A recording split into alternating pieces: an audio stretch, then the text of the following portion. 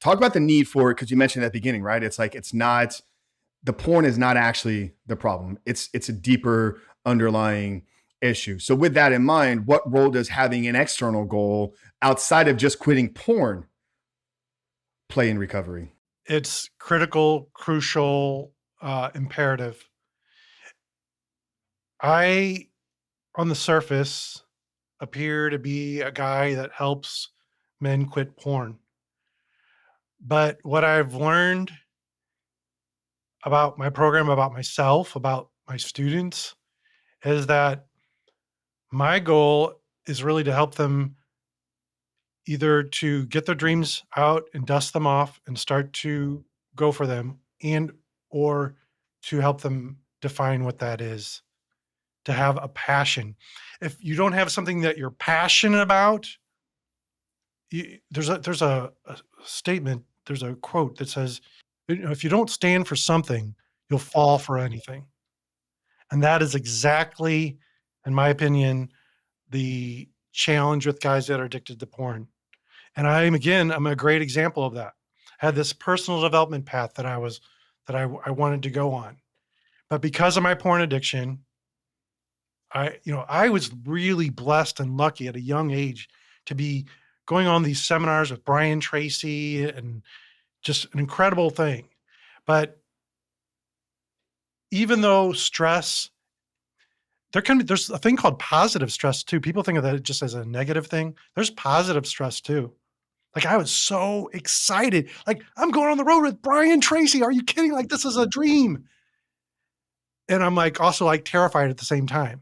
And so I actually started to really get into the porn and to numb, cope, and escape. Positive stress. I mean, I can kind of pick up there a little bit, right? Like that's obviously hormetic stress. I mean, that is the catalyst for growth, right? How do you build a muscle in your body? You go into the gym, stress it through tension and load, right? That is stress being placed upon the body.